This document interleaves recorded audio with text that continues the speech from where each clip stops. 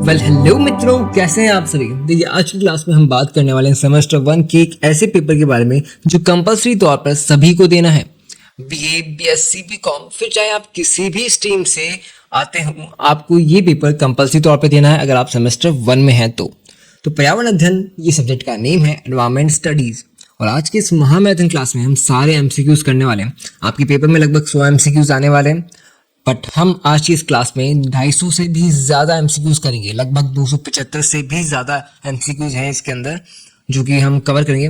तो इस एमसीक्यूज की इस क्लास के अंदर हम वो सभी एरिया को कवर कर लेंगे जो आपके इस पेपर में आ सकते हैं। ठीक है, मतलब इनकी एक्सप्लेनेशन भी इस प्रकार से लाई गई है कि आप अच्छे से उसको कैच कर सको, आप अच्छे से समझ सको।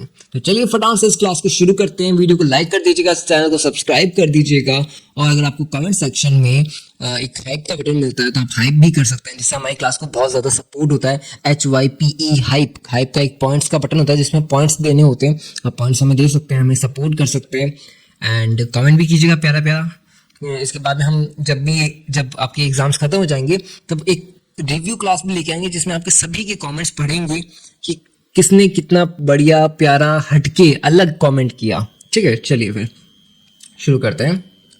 तो सबसे पहले आपको बता दूं कि हमारा ऐप है मित्रादय क्लासेस ऐप के ऊपर आपको इन सभी का टेस्ट सीरीज मिल जाएगा, इन सभी की नोट्स मिल जाएंगी, वो भी हिंदी इंग्लिश दोनों ही लैंग्वेज में। चाहे आप कोई भी लैंग्वेज से आते हो, आप कोई भी सेमेस्टर से आते हो, आपको सभी सेमेस्टर सभी विषय के नोट्स मिलेंगे एप्लीकेशन के ऊपर। लिंक आपको डिस्क्रिप्शन में मिल जाएगा, पिन कमेंट में मिल जाएगा, और आप प्ले स्टोर पर गूगल पर सर्च भी कर सकते हो, मित्रादय क्लासेस।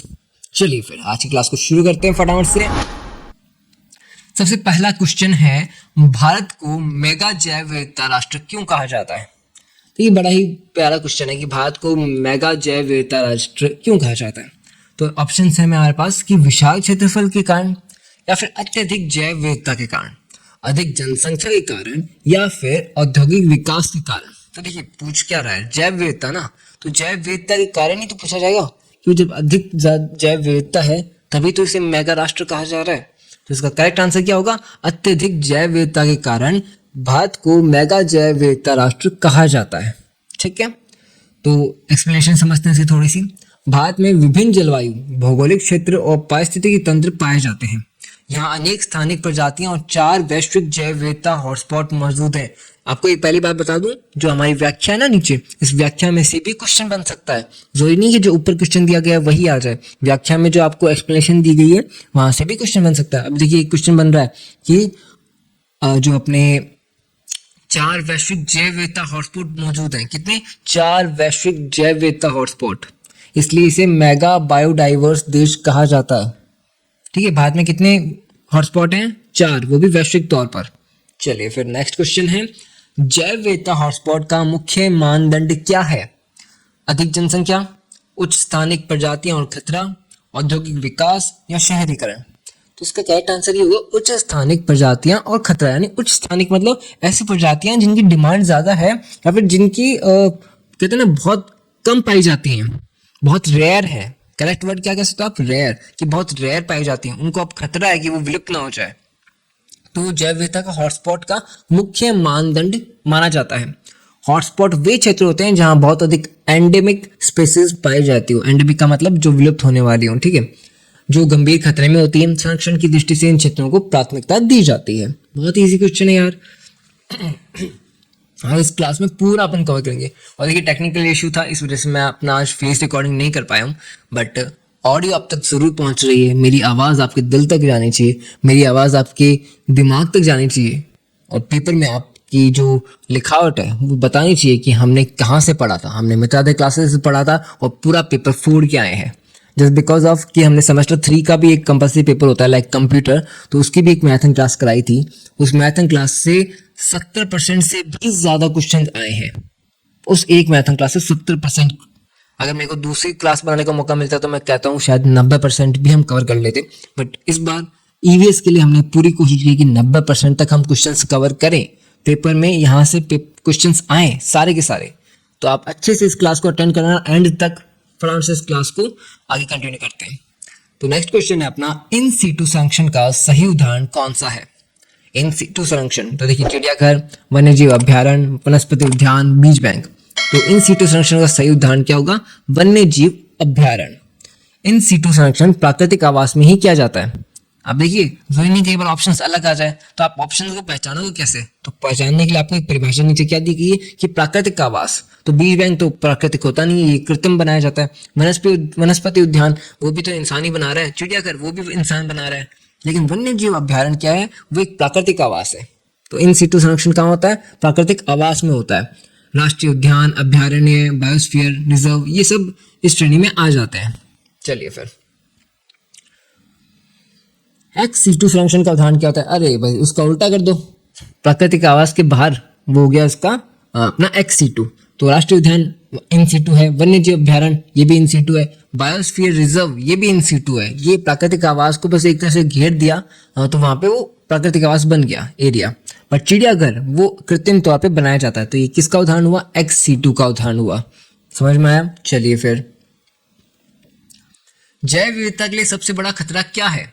देखिए, प्रदूषण, जलवायु परिवर्तन, या आवास नष्ट होना, या पर्यटन। तो देखिए, जैव विविधता के लिए सबसे बड़ा खतरा ये है कि आवास का नष्ट हो जाना। लाइक आपकी कुछ अलग अलग प्रजातियां हैं, वो एक स्पेसिफिक एक जगह पे रहती हैं, निवास करती हैं, आवास करती हैं। उनका आवास खत्म हो जाएगा तो वो कहाँ जाएंगी? ठीक है, इस वजह से उनके जीवन पे खतरा बढ़ जाएगा। तो मानव गतिविधियों से प्राकृतिक आवास नष्ट होते हैं, इससे प्रजातियां विस्थापित होती हैं और विलुप्ति का खतरा बढ़ जाता है ना। जैसे कि जंगल काटे जाए तो जो जंगली जानवर हैं वो शहरों की तरफ भाग रहे हैं, क्योंकि अब उन्हें निवास करने के लिए जगह ही नहीं बची, आवास करने के लिए उनका कोई स्थान ही नहीं बचा, है ना। तो उनकी विलुप्ति का खतरा बढ़ जाता है। चलिए नेक्स्ट क्वेश्चन पे चलते हैं। फटाफट से आप वीडियो को लाइक कर दो, सब्सक्राइब कर दो, चैनल को हाइप भी कर दीजिए। इतने प्यार से आप सारी क्वेश्चंस कवर किए जाएंगे इस क्लास के अंदर कि आपको भी मजा आ जाएगा। इस एक क्लास से आपका पूरा ईवीएस कंप्लीट है, यकीन मानिएगा। अपने फ्रेंड्स के साथ शेयर कीजिएगा, है ना। चलिए फिर, और आपको फ्री का टेस्ट भी मिलेगा एप्लीकेशन के ऊपर। एप्लीकेशन के ऊपर पेड नोट्स भी हैं, जिसमें 149 रुपीज़ में सारे के सारे सब्जेक्ट्स आपको मिल जाएंगे नोट्स। बट अगर आपको फ्री का टेस्ट देना है तो आपको फ्री का टेस्ट भी मिल जाएगा। एप्लीकेशन बस डाउनलोड कीजिए। स्थानिक एंडेमिक प्रजाति किसे कहते हैं? देखिए, जो हर जगह पाई जाए या फिर केवल एक क्षेत्र में पाई जाए, प्रवासी प्रजाति या संकटग्रस्त प्रजाति। तो भाई नाम है एंडेमिक, यानी जो विलुप्त होने वाली है। स्थानिक है तो केवल एक क्षेत्र में पाई जाने वाली ही रेयर होती है, इसलिए एंडेमिक कौन सी भी? केवल एक क्षेत्र में पाई जाने वाली। स्थानिक प्रजातियां सीमित भौगोलिक क्षेत्र तक ही पाई जाती हैं, इनके नष्ट होने पर पूरी प्रजाति समाप्त हो सकती है। ठीक है, लाइक पेंगुइन, वो एक फिक्स एरिया उसका कि वो ठंडे इलाकों में पाया जाता है। आर्कटिक ओशंस के अंदर पाया जाता है, अंटार्कटिका ओशन में पाया जाता है ना। आर्कटिक ओशन जो अपना है, नॉर्थ पोल है, मतलब कि वहां पाया जाता है। तो इस वजह से चलिए फिर next, north pole south pole आपको समझ में आ गया ना। नेक्स्ट क्वेश्चन पे चलते हैं। विलुप्त प्राय प्रजाति का क्या अर्थ है? देखिए, विलुप्त होने की कगार पे जो है वो विलुप्त प्राय प्रजाति होती है। सबसे पहली बात वही हुई ना, जो विलुप्त होने वाली है वही विलुप्त प्राय प्रजाति हो गई। तो विलुप्त प्राय प्रजातियां अत्यधिक खतरे में होती हैं। IUCN रेड लिस्ट में इन्हें विशेष श्रेणियों में रखा जाता है। मतलब रेड लिस्ट वो होती है, एक रेड बुक होती है जिसके अंदर इन सभी का कच्चा चिट्ठा रखा जाता है कि कौन सी ऐसी प्रजातियां जो विलुप्त होने वाली हैं। ठीक है, चलिए फिर, जैव विविधता का आर्थिक मूल्य किससे जुड़ा है? नैतिक मूल्यों से, उपभोक्तात्मक उपयोग से, सौंदर्य से, धार्मिक परंपरा से।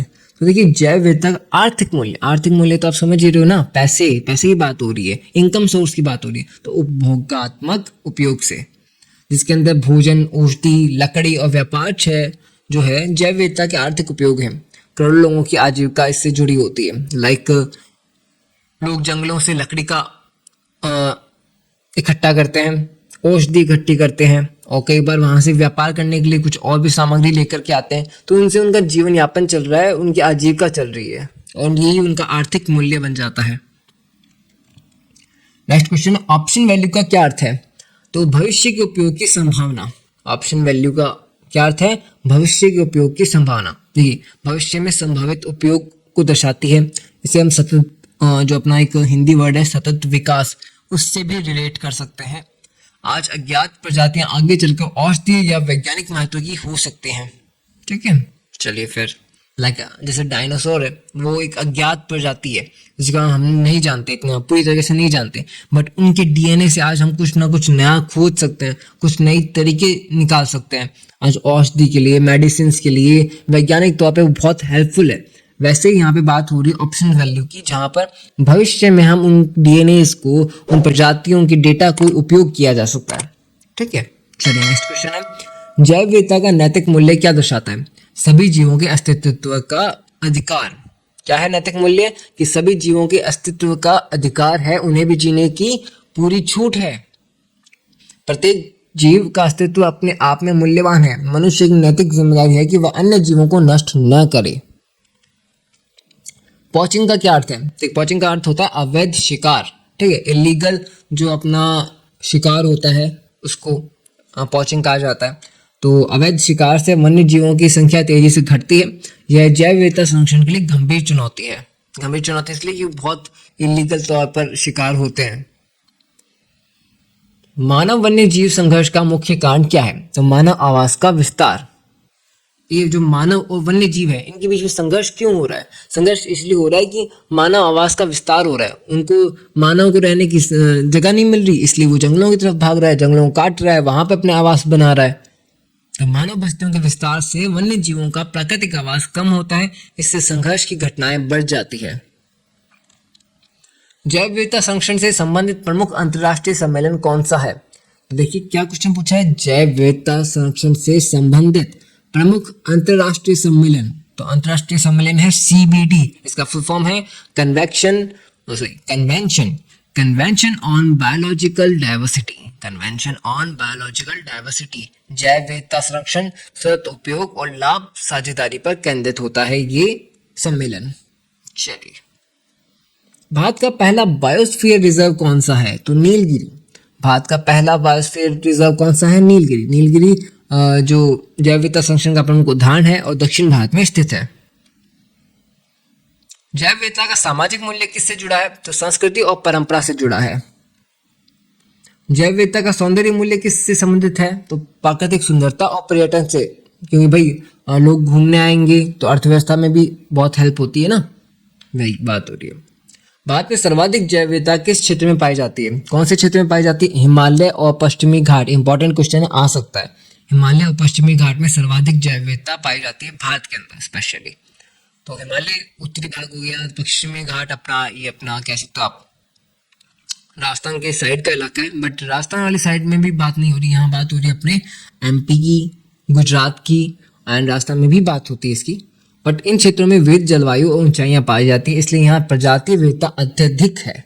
ठीक है, यहाँ पे खूब तरह की आपको विविधता पाई जाएगी। इस थोड़े से एरिया में जाकर जाओगे तो वहाँ पे वनस्पति चेंज हो रही है, वहाँ पे आपके जो मौसम है, जलवायु, उसमें चेंज आ रहा है, विविधता हो रही है ना। चलिए, वायु प्रदूषण का प्रमुख स्रोत कौन सा है? तो वाहनों का धुआं।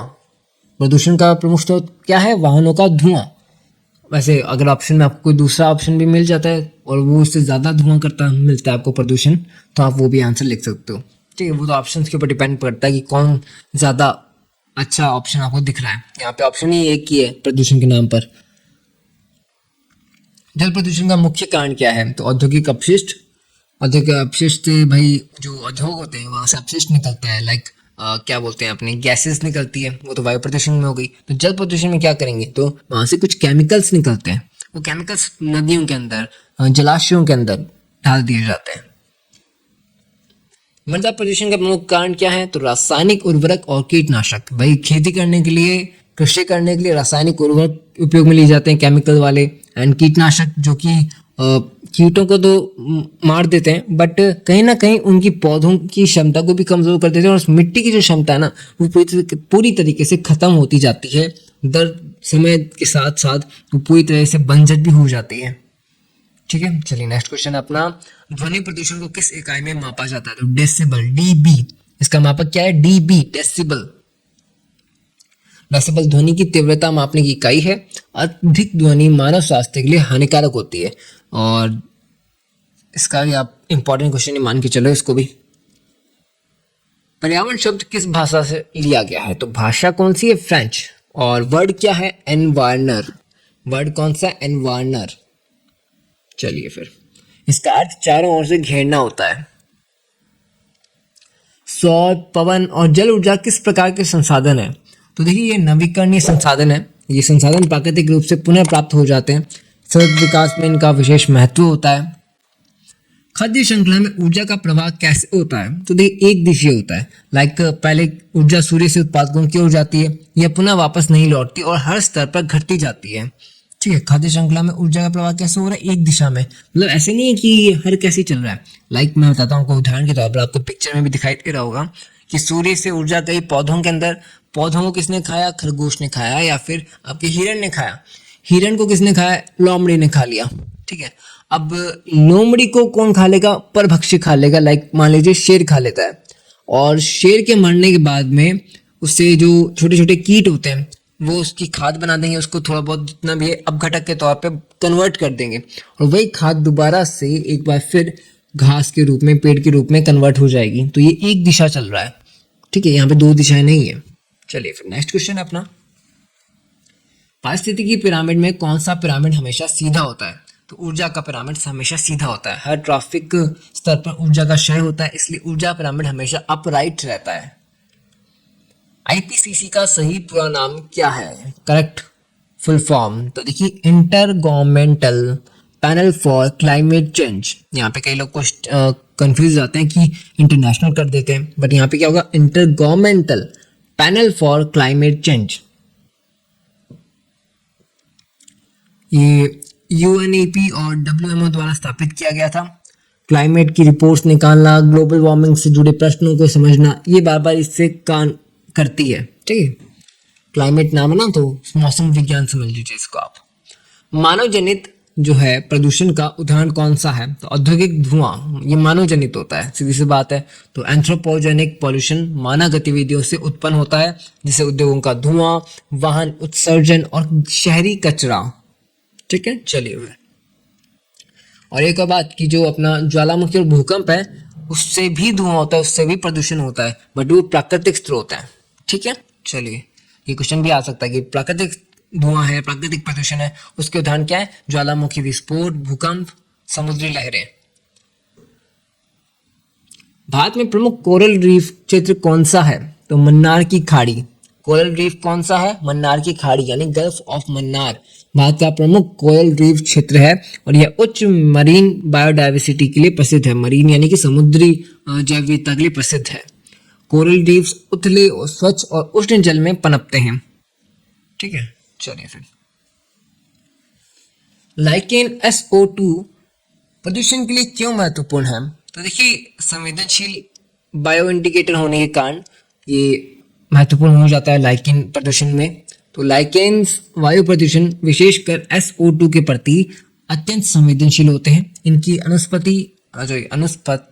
अनुपस्थिति बार बार क्या होता है, कई बार इतना ध्यान से पढ़ने के बावजूद भी कई बार शब्द लड़खड़ा जाते हैं।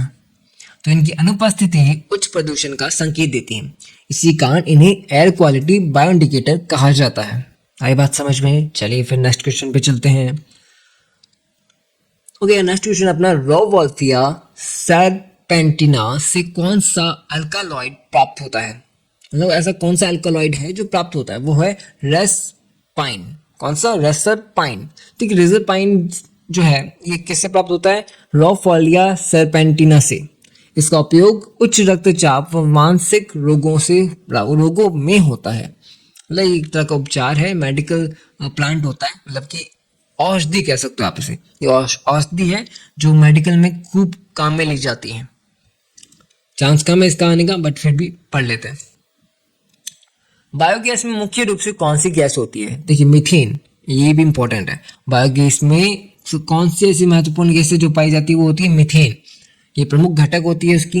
एंड मीथेन उच्च कैलोरीफिक वैल्यू के कारण ईंधन के रूप में उपयोगी होती है।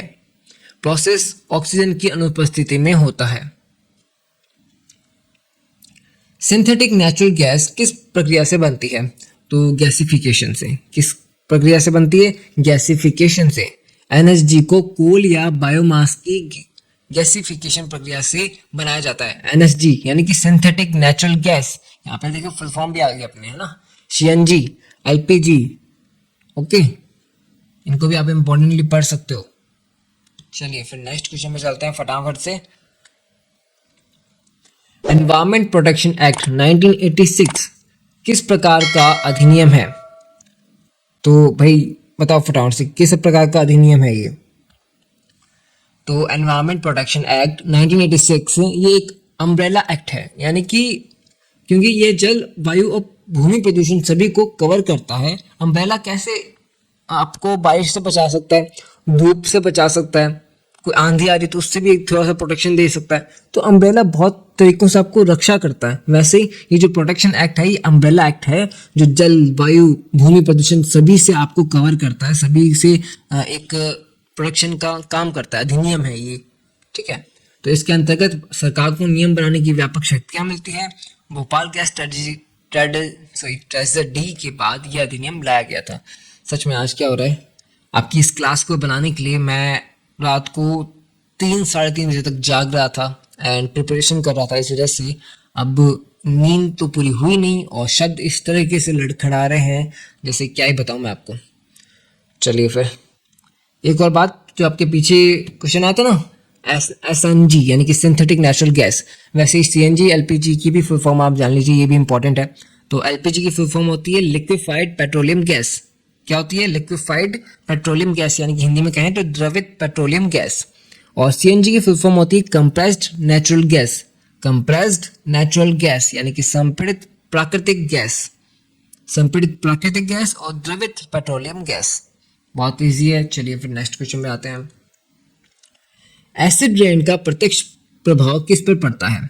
तो मृदा पीएच घटने पर, एसिड रेन होती है ना, अम्लीय वर्षा, क्या कहते हैं उसे, अम्लीय वर्षा। तो मृदा का पीएच घट जाएगा ना भाई, अम्ल उसके अंदर आ रहा है पहले से ही, तो मृदा का पीएच घट जाएगा। चलिए इसके अंदर जो सबसे प्रमुख कहते हैं केमिकल होता है वो होता है SO2 और NOx, ठीक है। चलिए फिर भारत में इको मार्क का उद्देश्य क्या है? तो पर्यावरण अनुकूल उत्पाद पहचानना। इको मार्क, ये इको मार्क का मतलब ये होता है कि प्रोडक्ट के ऊपर एक पेड़ का या फिर एक पौधे का हल्का सा आपने निशान देखा होगा, कुछ पौधों प्रोडक्ट्स के ऊपर आपको निशान मिल जाएगा, तो इको मार्क होता है वो। इको मार्क का मतलब ये होता है कि भाई इस प्रोडक्ट को बनाने के लिए जो पर्यावरण है उसको नुकसान बहुत कम पहुंचा गया है, मतलब इतना सा भी उसको नुकसान नहीं पहुंचाया गया है। लाइक कंज्यूमर प्रोडक्ट्स को दिया जाता है जो पर्यावरण पर कम नकारात्मक प्रभाव डालते हैं। इसका सिंबल मिट्टी का घड़ा है। लाइक मतलब इस प्रोडक्ट से कोई पर्यावरण को नुकसान भी नहीं होगा, ये उस प्रोडक्ट का मतलब है, उस निशान का मतलब है इको मार्क। चलिए फोटोकेमिकल स्मॉग का निर्माण किसकी उपस्थिति में होता है? तो फोटोकेमिकल स्मॉग होता है सूर्य प्रकाश के दौरान। किसके दौरान? सूर्य प्रकाश के दौरान। और NOx और हाइड्रोकार्बन्स की रिएक्शन से बनता है। इसमें ओजोन और पैंस जैसे इरिटेंट्स होते हैं, ठीक है। ये आंखों और श्वसन तंत्र को नुकसान पहुंचाता है। क्या? Photochemical smog. एडेप्टिक फैक्टर्स में कौन सा शामिल है? मिट्टी का pH। ओके चलिए next question. World population day मनाने का उद्देश्य क्या है? जनसंख्या मुद्दों पर जागरूकता। वर्ल्ड पॉपुलेशन का मुद्दा क्या है? जनसंख्या मुद्दों पर जागरूकता फैलाना। कब मनाया जाता है? 11 जुलाई को मनाया जाता है। चलिए population growth, family planning, resources pressure, इन सब को देख रख के इसमें चर्चा की जाती है। एनवायरनमेंट के बारे में स्ट्रेस जो होती है उस चीज़ को समझा जाता है। नेचुरल इंक्रीजेस किससे ज्ञात होते हैं? मतलब देखिए कि जनसंख्या कैसे बढ़ रही घट रही है, उसकी जो दर है उसको कैसे जान सकते हैं हम? बर्थ रेट और डेथ रेट से, यानी कि मृत्यु दर और जन्म दर के थ्रू, यानी CBR और DBR। ओके चलिए नॉइस पॉल्यूशन से किस अंग पर सबसे अधिक प्रभाव पड़ता है? अरे भाई सीधी सी बात है, बहुत इजी क्वेश्चन पूछ लिया। नॉइस पॉल्यूशन यानी कि ध्वनि प्रदूषण से कौन सा अंग है जो शरीर का प्रभावित होगा? कान, ठीक है। पॉलीस्टीरीन से बनी वस्तुओं की समस्या क्या है? पॉलीस्टीरीन यानी कि आपके पॉलीथीन की बात होती है ना, वो पॉलीस्टीरीन से बनता है। तो ये रिसाइकलिंग में बड़ी कठिनाई होती है, इसको बहुत टाइम तक रिसाइकल नहीं किया जा सकता। लाइक आप उसे एक ज़मीन में गाड़ दो रिसाइकल करने के लिए, आप 100 साल बाद में चेक करोगे तब भी उसका कुछ बिगड़ा नहीं होगा। बहुत कम ऐसा हिस्सा होगा जो थोड़ा सा कहते हैं रिसाइकल हुआ होगा या फिर थोड़ा सा घट गया होगा, अब घटक हुआ होगा, परंतु 90% से ज़्यादा वो पॉलीथीन सेम टू सेम आपको वही कंडीशन में मिलेगी, उसका कुछ भी नहीं बिगड़ेगा। इस वजह से इसको रिसाइकल नहीं किया जा सकता। भूमि के अंदर ये एक तरह से प्रदूषण का काम कर रही है। ठीक है, ये नॉन बायोडिग्रेडेबल प्लास्टिक है। स्मोक शब्द किसका संयोजन है? Smoke plus fog, smoke plus fog smoke बनता है। ठीक है, इसमें SO2 डोमिनेंट होता है, याद रखिएगा क्वेश्चन बन सकता है। SO2 डोमिनेंट होता है किसके अंदर? स्मोक के अंदर। बायोमैग्निफिकेशन का सबसे अधिक प्रभाव किस पर पड़ता है? शीर्ष परभक्षी पर, शीर्ष परभक्षी पर। थर्मल पॉल्यूशन से एक्वाटिक लाइफ क्यों प्रभावित होती है? ऑक्सीजन सॉल्युबिलिटी घटने से, पानी का तापमान बढ़ने पर डिसॉल्व ऑक्सीजन कम हो जाती है। ठीक है, चलिए फिर नेक्स्ट क्वेश्चन है, कार्बन मोनोऑक्साइड शरीर में क्या प्रभाव डालती है? तो हेमोग्लोबिन से जुड़कर ऑक्सीजन रोक देती है। तो कार्बन मोनोऑक्साइड शरीर में क्या डालती है कि हीमोग्लोबिन से जुड़ जाती है, फिर ऑक्सीजन रोक देती है।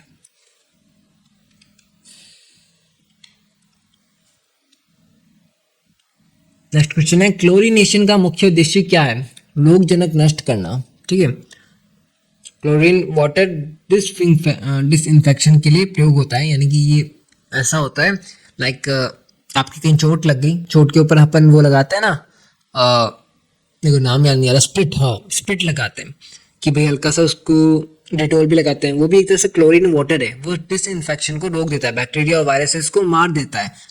ठीक है, ये सेफ ड्रिंकिंग वाटर के लिए रेजिडुअल क्लोरीन जरूरी होता है। तो क्या समझ में आया आपको? क्लोरीनेशन का मुख्य उद्देश्य होता है रोगजनक नष्ट करते हैं ना, लाइक डेटॉल और कोई और भी जो होते हैं स्प्रिट वगैरह, वो चीज़ों की बात हो रही है। इकोसिस्टम में न्यूट्रिएंट साइकिल क्यों कंप्लीट होती है? तो डिकम्पोजर्स के कारण होती है। चलिए नेक्स्ट क्वेश्चन, आप व्याख्या खुद भी पढ़ सकते हो, ठीक है, लॉक करके। एग्जार्स सक्सेशन की शुरुआत कहाँ होती है? नग्न चट्टान पर। एग्जार्स सक्सेशन शुष्क परिस्थितियों में शुरू होता है, जहाँ सबसे पहले लिंचेस बसते हैं। आज सच में नींद इतनी ज़्यादा चढ़ी हुई है ना, इस वजह से क्या बताऊँ आपको, आपकी क्लास को बनाने के लिए पूरी जी जान लगा दी, पूरा रिसर्च किया है कि बेस्ट क्वेश्चन एंड आंसर कहाँ से निकाले जा सकते हैं, कई सारी चीज़ें पढ़ी है, उसके बाद आपका ये बनाया गया है क्लास।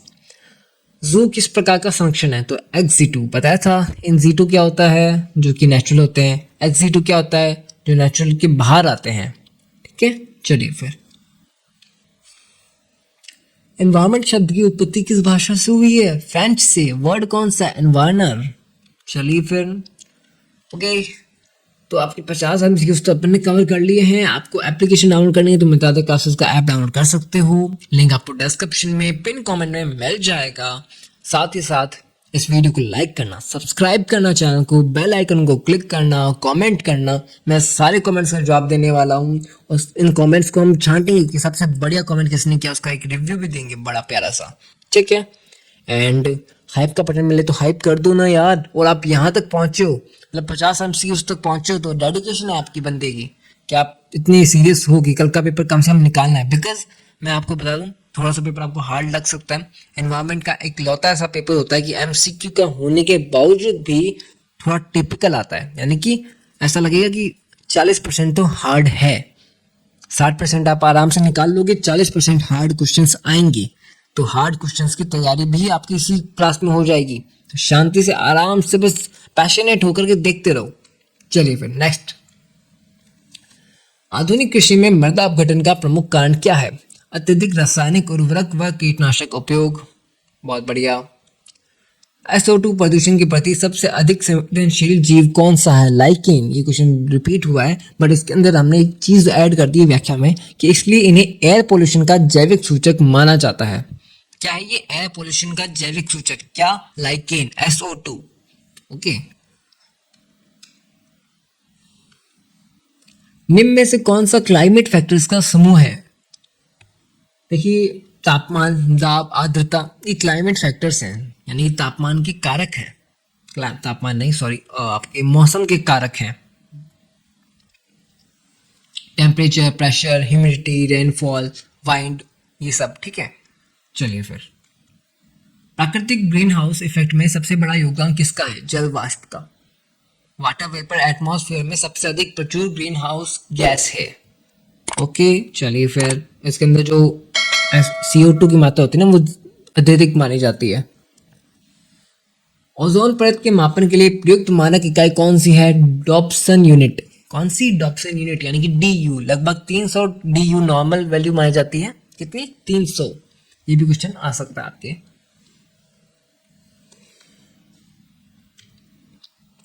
कोल माइंस में काम करने वाले वालों में कौन सा रोग सामान्य है? भाई कोल माइंस यानी कि जो कोयले की खदानें हैं, वहां पे जो लोग काम करते हैं उनके अंदर कोई रोग हो जाता है कि वहां पे काम करते करते वो लोग केमिकल से गुजरते हैं, है ना, तो कौन सा रोग हो जाता है वहां पे उन्हें हो जाता है न्यूमोनोकोनिशियस,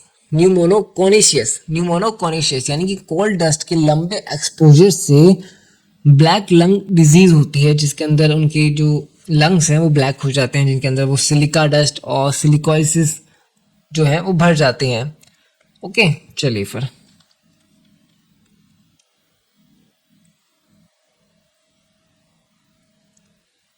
नेक्स्ट क्वेश्चन है, भारत में जलकुंभी की समस्या किस कारण बढ़ी?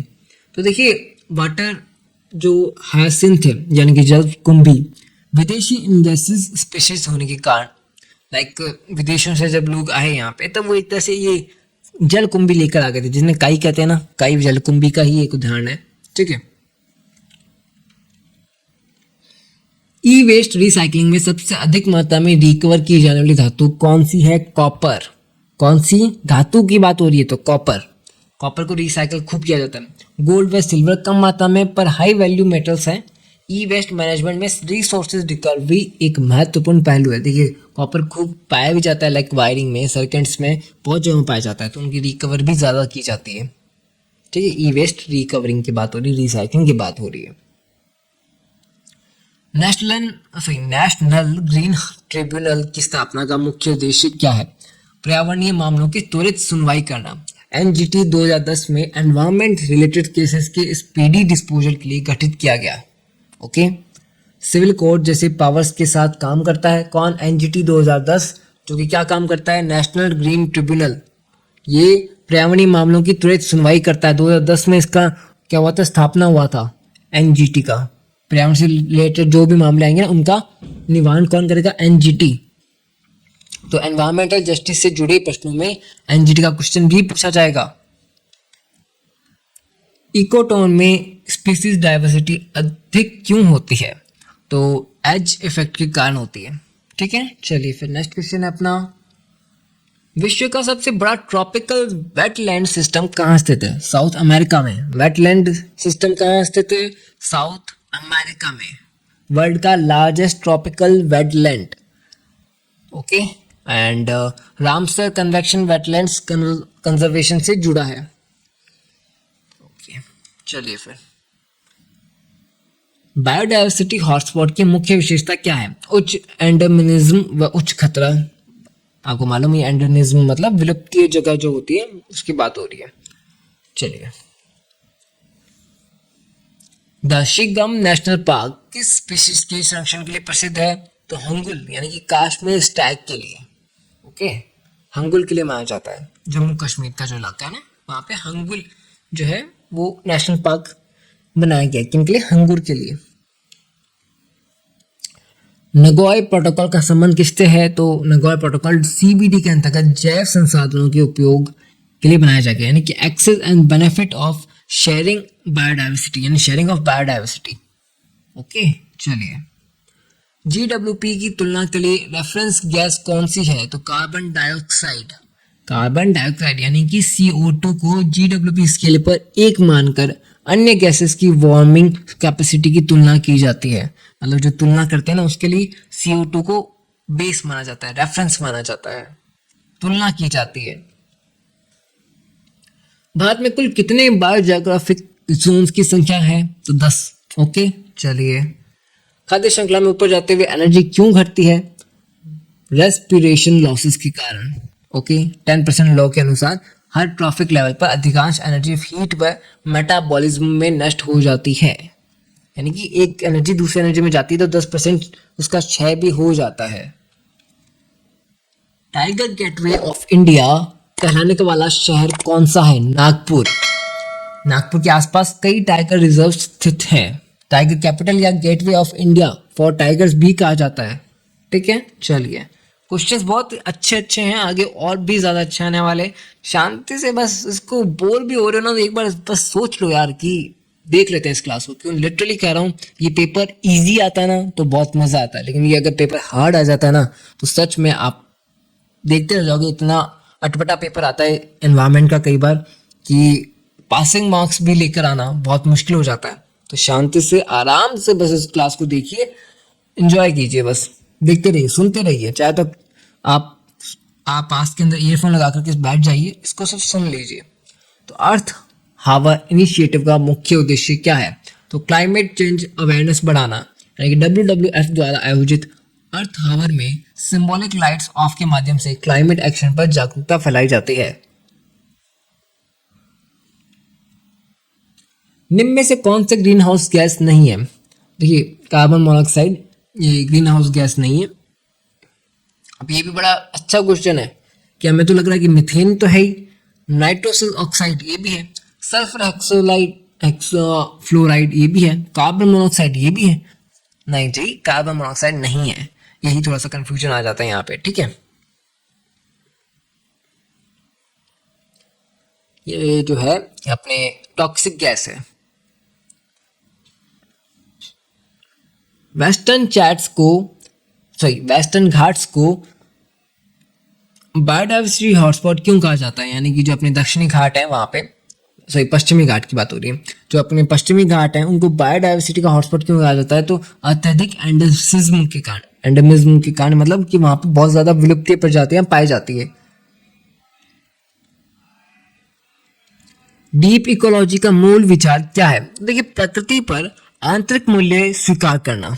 ओके, चलिए फिर नेक्स्ट क्वेश्चन है अपना, फॉरेस्ट इकोसिस्टम में नंबर पिरामिड किस प्रकार की होती है? तो स्पिंडल शेप्ड यानी कि मिडिल ब्रॉड होती है। स्पिंडल शेप्ड मतलब समझ रहे हो आप कि जो अपना पिरामिड होता है ना उसके आकार की होती है, और जो मिडिल है वो ब्रॉड होता है, बीच का क्षेत्र है जो थोड़ा सा विस्तार में होता है। अजीब सा डमरू जैसा शेप कह सकते हो आप, लाइक बट डमरू के अंदर तो बीच का पतला होता है, बट वहां पे बीच का हिस्सा जो है बड़ा होता है। तो ये जो शेप है इसकी पिरामिड की वो इस प्रकार की होती है। कौन सी? स्पिंडल शेप्ड यानी कि middle broad. Primary air pollutant कौन सा है? तो CO। कौन सा? CO। सस्टेनेबल डेवलपमेंट की क्लासिकल परिभाषा किस रिपोर्ट में दी गई? तो ब्रिटलैंड रिपोर्ट के अंदर। कौन सी? ब्रिटलैंड कमीशन रिपोर्ट की our common future 1987। Our common future कब पब्लिश हुई थी? 1987 के अंदर। इस रिपोर्ट के अंदर वाइडली एक्सेप्टेड डेफिनेशंस दी गई हैं। किसकी? सस्टेनेबल डेवलपमेंट की। एनवायरमेंट में कौन से तत्व अनिवार्य रूप से शामिल होते हैं? तो जैविक अजैविक कारक व उनकी अंतःक्रिया। एबियोटिक फैक्टर्स में कौन सा शामिल नहीं है? शाकाहारी जीव। इकोसिस्टम में एनर्जी फ्लो का अंतिम फेट क्या होता है? ऊष्मा के रूप में नष्ट होना। बायोमास पिरामिड किस इकोसिस्टम में इन्वर्टेड हो सकता है? एक्वाटिक इकोसिस्टम में। विरल वृक्षों और घास प्रधान इकोसिस्टम का सही उदाहरण कौन सा है? ग्रासलैंड। ठीक है, चलिए। डेजर्ट ऑर्गेनिजम्स में जीरोफिटिक एडेप्शंस क्यों पाई जाती है? जल की कमी के कारण। लैंटिक इकोसिस्टम का उदाहरण कौन सा है? झील। ब्लैकफिश वाटर सामान्यतः कहाँ पाया जाता है? एस्चुरी में। एस्चुरी रिवर का फ्रेश वाटर और सी का सलाइन वाटर मिलकर ब्लैकफिश वाटर बनाते हैं। ओके, चलिए फिर यहाँ पे मैंग्रोव्स बहुत ज्यादा पाए जाते हैं, मैंग्रोव वंस। ठीक है, ब्लैकफिश वाटर की जगह पे। फूड वेब इकोसिस्टम को अधिक स्थिर क्यों बनाता है? यानी कि वैकल्पिक भोजन मार्ग होने से। पृथ्वी पर वाइंड एनर्जी का अल्टीमेट रिसोर्स कौन सा है? सन। वाइंड एनर्जी का जो अल्टीमेट सोर्स क्या है? सन। मतलब जो सन है अनइवन हीटिंग के कारण प्रेशर डिफरेंसेस बनाता है जिससे वाइंड्स चलती हैं। तो भाई कहीं पे कम गर्मी है, कहीं पे ज्यादा गर्मी है, इसके चलते पवनों की गति होती है, और पवनों की गति होगी तभी तो वाइंड एनर्जी बनेगी। सस्टेनेबल रिसोर्स यूज का सही उदाहरण कौन सा है? रेगुलेटेड फिशिंग करना। ओके चलिए, हाइड्रो पावर उत्पादन में कौन सी एनर्जी डायरेक्टली कन्वर्ट होती है? तो काइनेटिक एनर्जी तुरंत इलेक्ट्रिक एनर्जी में कन्वर्ट हो जाती है। ओके, ये हाइड्रो पावर उत्पादन का एग्जाम्पल है। लाइक फ्लोइंग वाटर की, मतलब आप समझ लीजिए बांध से पानी आ रहा है, वहां पे मोटर घूम रही है यानी कि काइनेटिक एनर्जी, और वो कन्वर्ट की जा रही है इलेक्ट्रिसिटी के अंदर। NTFP non timber forest product का उदाहरण कौन सा है? Gums and resins. ठीक है, नॉन टिम्बर फॉरेस्ट प्रोडक्ट यानी कि भाई पेड़ों से ऐसे क्या है जो कि आप निकाल सकते हो लकड़ी के अलावा। लकड़ी के अलावा हम क्या निकाल सकते हैं? गम, यानी कि आप कह सकते हो जिसे हम फेविकॉल भी कहते हैं, वो निकलता है। रीजन्स निकलते हैं। मेडिकल प्लांट्स यानी कि बहुत सारी औषधियाँ हैं, वो भी तो एक उत्पाद ही हैं। फ्रूट्स, भाई फ्रूट आता है, फल आते हैं, और रबड़ निकलता है ना, कई चीज़ें निकलती है। सेलिकॉज होता है जिससे कागज बनता है। वेटलैंड्स को किडनीज ऑफ द लैंडस्केप क्यों कहा जाता है? जल शुद्धिकरण के कारण। मतलब वेटलैंड जो है वो किडनीज कहा जाता है उनको लैंडस्केप का, यानी कि जहाँ किडनी का मतलब क्या होता है कि वो अपने कचरे को साफ करती है, पानी के अंदर से कचरा अलग कर देती है, साफ पानी अलग कर देती है। वैसे ही वेटलैंड जो है वो जल शुद्धिकरण के कारण उन्हें किडनीज कहा जाता है। फ्लड और ड्रॉट को किस कैटेगरी में रखा जाता है? तो हाइड्रोमेट्रोलॉजिकल डिजास्टर्स के अंदर रखा जाता है। ओके चलिए, लार्ज डैम्स का प्रमुख सामाजिक प्रभाव क्या है? जनसंख्या विस्थापन। वाटर टेबल गिरने का सीधा कारण क्या है? एग्जेसिव पंपिंग ऑफ ग्राउंड वाटर। मतलब कि भाई वाटर टेबल गिरने का सीधा कारण ये हो रहा है कि भूमिगत जल का बहुत ज्यादा उपयोग किया जा रहा है। डीडीटी के पर्यावरणीय खतरे का मुख्य कारण क्या है? तो प्रेसिस्टेंस और बायोमैग्निफिकेशन। फूड स्कार्सिटी की समस्या किससे सबसे अधिक जुड़ी है? पॉपुलेशन प्रेशर के चलते। ओके, वाइन टरबाइन में जनरेटर की भूमिका क्या है? मैकेनिकल एनर्जी को इलेक्ट्रिकल में बदलना। ठीक है, यानी मैकेनिकल एनर्जी है उसको इलेक्ट्रिकल में बदल रहा है। ब्लेड्स जो है काइनेटिक एनर्जी को मैकेनिकल रोटेशन में बदलती हैं। ठीक है, काइनेटिक एनर्जी कौन सी है? ब्लेड्स। और ब्लेड्स किसको, मोटर को पावर दे रही है? मैकेनिकल एनर्जी दे रही है। और मैकेनिकल एनर्जी किस में कन्वर्ट हो रही है? इलेक्ट्रिसिटी में।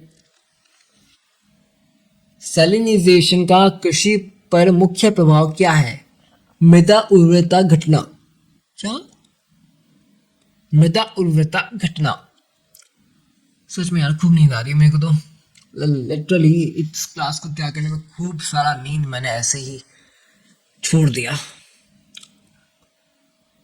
बायोक्यूमुलेशन और बायोमैग्निफिकेशन में मूल अंतर क्या है? तो बायोक्यूमुलेशन सिंगल ऑर्गेनिज्म में होता है। ओके, ये टॉक्सिन के जमा होने के कारण दर्शाता है। टिम्बर की इकोनॉमिक इंपॉर्टेंस किस सेक्टर में से जुड़ी है? Construction and furniture. सीधी सी बात है भाई, टिम्बर यानी कि लकड़ी, तो कंस्ट्रक्शन में काम आता है, फर्नीचर में काम आता है, इंडस्ट्रीज होती है ना, इनमें काम आता है। जियोथर्मल एनर्जी का डायरेक्ट एविडेंस क्या है? तो हॉट स्प्रिंग्स और गीजर्स। लाइक एनर्जी का जो जियोथर्मल यानी कि जो भूमि से गर्मी निकल रही है उसका एग्जांपल क्या दे सकते हो? गीजर्स। गीजर्स का मतलब ये हुआ नेचुरल गीजर्स, जहाँ से गर्म पानी बनता हो। कई बार जमीन के अंदर पाया जाता है ना कि गर्म पानी पाए जाते हैं पहले से, तो नेचुरल गीजर्स हैं। हॉट स्प्रिंग्स, हॉट स्प्रिंग्स भी वही होते हैं, कुछ भाप निकल रही होती है जमीन से, या फिर कुछ ऐसे कारण जिसके चलते वहाँ का पानी, वहाँ का एरिया गर्म हो चुका है, हॉट स्प्रिंग्स कहलाते हैं। ओके, ये किसका उदाहरण है? जियोथर्मल एनर्जी का एविडेंस है, डायरेक्ट एविडेंस है। ओशन को सबसे स्टेबल इकोसिस्टम क्यों माना जाता है? उच्च बफरिंग कैपेसिटी के कारण। ओशंस विशाल आकार और हाई हीट कैपेसिटी के कारण सडन चेंजेस को अब्जॉर्व कर लेते हैं, इसलिए लॉन्ग टर्म स्टेबिलिटी अधिक होती है। यही कारण है कि मरीन इकोसिस्टम रिलेटिवली स्टेबल माने जाते हैं। ठीक है, छोटी मोटी प्रक्रियाएं तो फटाफट से भी ऑब्जर्व ही कर लेता है तुरंत ही, बाकी और इसके चलते वो स्थिर रहता है। ठीक है, चलिए तो हमने 100 एमसीक्यूज कवर कर लिए हैं। अब आगे और बाकी बच्चे एमसीक्यूज भी कवर कर लेंगे, और पक्का कहता हूँ इस क्लास के बाद में आपको अलग से कुछ और पढ़ने की जरूरत नहीं पड़ेगी, क्योंकि इस क्लास में हम सब कुछ कवर कर लेंगे।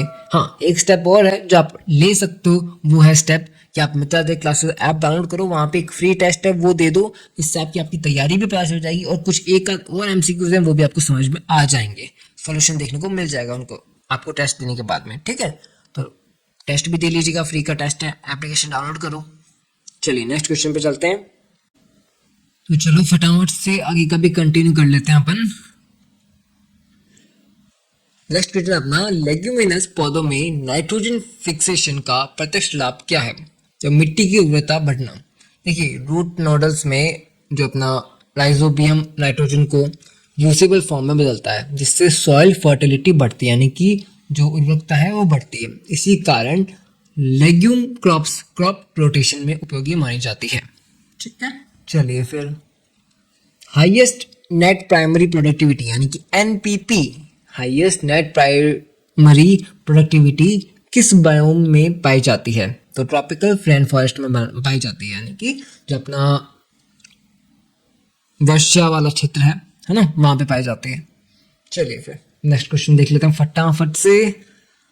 जीरोफाइटिक एडेप्टेशन का प्रमुख उद्देश्य क्या है? जीरोफाइटिक, तो उसका जल हानि कम करना। ओके, कैक्टस कम पानी में जीवित रहने के लिए रिड्यूस्ड लीव्स, थिक कॉकटाइल और सक्यूलेंट स्टीम विकसित करते हैं। लाइक वो कांटे निकाल लेते हैं एंड अपने आसपास एक अलग तरीके का एनवायरनमेंट क्रिएट कर लेते हैं, है ना। किस चीज़ के लिए कर लेते हैं? कम पानी में जीवित रहने के लिए कर लेते हैं, एडेप्टेशन होती है उनकी। ठीक है, अपने आप को ढाल लेते हैं। खिजड़ी वृक्ष का पारिस्थितिक महत्व क्या है? तो शुष्क क्षेत्र में जीवन सहारा देने के लिए। तो खिजड़ी वृक्ष जो है शुष्क क्षेत्र में जीवन का सहारा बनता है, लाइक छाया प्रदान करता है एंड फॉडर है, फ्यूल है, सॉइल बिल्डिंग का काम करता है, सॉइल बाइंडिंग का काम करता है। अगर खिजड़ी ना हो तो वहाँ पे आसपास की जो मिट्टियाँ हैं वो यहाँ से वहाँ बस आंधियों के साथ में गति करती रहेंगी, बट वो ज़मीन को बांधने का काम करता है। ठीक है, और कम पानी के अंदर जिंदा रहता है, इसे बैकबोन भी कहा जाता है। इसी कारण इसे राज्य वृक्ष घोषित किया गया। किसे? खिजड़ी को, राजस्थान का राज्य वृक्ष।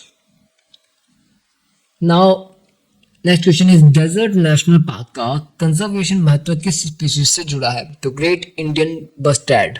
क्या? Great Indian bustard. Biodiversity hotspot की मुख्य पहचान क्या है? उच्च एंडेमिज्म और खतरा। ये क्वेश्चन बार बार रिपीट हो रहा है क्योंकि आ सकता है बार बार। Y shaped food chain concept का अर्थ क्या है? ग्रेजिंग और डेट्रिटिव्स दोनों का संयोजन। ठीक है, चलिए नेक्स्ट क्वेश्चन है, रूट नोड्यूल्स का सॉइल पर दीर्घकालिक प्रभाव क्या होता है? नाइट्रोजन एनरिचमेंट का। ओके, चलिए ये क्वेश्चन थोड़े इंग्लिश में आपको लग रहे होंगे कि इंग्लिश के अंदर है, तो कई जो है इंग्लिश वर्ड्स भी आते हैं, और ये जो पेपर है आपका इंग्लिश हिंदी दोनों में आता है। तो अगर आपको हिंदी समझ में ना तो आप इंग्लिश वाला वर्ड देख सकते हो, इंग्लिश समझ में ना तो आप हिंदी वाला वर्ड देख सकते हो, आप आपस में चेक कर सकते हो, है ना। MAB प्रोग्राम का मुख्य उद्देश्य क्या होता है? तो मानव पर्यावरण संतुलन का अध्ययन करना। ओके, ये यूनेस्को द्वारा कराया जाता है। नेक्स्ट क्वेश्चन देख लेते हैं फटाफट से। रेड डेटा बुक का प्रैक्टिकल उपयोग क्या है? तो मैंने आपको एक पहले बताया था, रेड डेटा लिस्ट होती है। तो रेड डेटा बुक जो है वो उसके नाम स्पीशीज नोट करते हैं, वो स्पीशीज जो विलुप्त होने वाली है, यानी कि कंजर्वेशन प्रायोरिटी तय करना। IUCN रेड लिस्ट स्पीशीज की थ्रेट स्टेटस बताती है। थ्रेट स्टेटस यानी कौन विलुप्त होने वाला है। इससे पॉलिसी मेकर्स को कंजर्वेशन एजेंसीज प्रायोरिटीज तय करते हैं। CRENBU जैसी कैटेगरीज इसमें दी जाती हैं। ओके, कि कब विलुप्त होने वाली है और संभावना है विलुप्त होने की या फिर विलुप्त हो चुकी है, ऐसी कैटेगरीज होते हैं उसके अंदर। काजीरंगा नेशनल पार्क को विशेष क्यों माना जाता है? तो वन हॉर्न राइनो पॉपुलेशन के कारण, यानी कि एक सींग वाले वहाँ पे राइनो गैंडे पाए जाते हैं। एक सींग वाला गेंडा, उनकी पॉपुलेशन वहाँ पे अच्छी खासी है, इसके कारण काजीरंगा का नेशनल पार्क बड़ा ही फेमस है। यह यूनेस्को द्वारा वर्ल्ड हेरिटेज साइट भी है। ओके, गिर नेशनल पार्क का वैश्विक महत्व किस कारण है? तो एशियाटिक लायन का एकमात्र हैबिटेट है। कौन सा? एशियाटिक लायन का। कौन सी जगह? गिर नेशनल पार्क। देखिए अब क्वेश्चन जो आ रहे हैं ना, वो नेशनल पार्क, राष्ट्रीय उद्यान वगैरह वगैरह क्वेश्चन आ रहे हैं, तो ये क्वेश्चन इंपॉर्टेंट है। ऐसा नहीं कि आप यहाँ तक ये क्लास देख करके छोड़ के निकल जाओ, आगे भी इंपॉर्टेंट क्वेश्चन आने वाले हैं। ऐसे नहीं है कि सर इतने पढ़ लिए काफी है, अरे 250 कंप्लीट तो करो यार। वाइल्ड लाइफ प्रोटेक्शन एक्ट 1972 का मुख्य उद्देश्य क्या है? तो स्पीसीज प्रोटेक्शन और हंटिंग रेगुलेशन 1972 में आया था। कौन सा एक्ट है? Wild life protection act.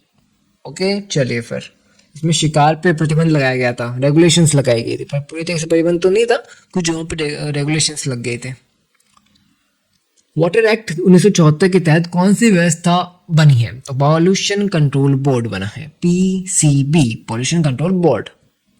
Okay चलिए फिर नेक्स्ट क्वेश्चन है अपना, ओजोन लेयर को प्रोटेक्टिव शील्ड क्यों कहा जाता है? क्योंकि यूवी बी रेडिएशन अब्जॉर्व करने के लिए, क्योंकि जो यूवी रेज होती है ना, वो धरती की ओर आ रही होती हैं, पराबैंगनी किरणें, उनको रोक लेता है धरती तक आने से, ठीक है, इसलिए ओजोन लेयर प्रोटेक्टिव शील्ड कही जाती है।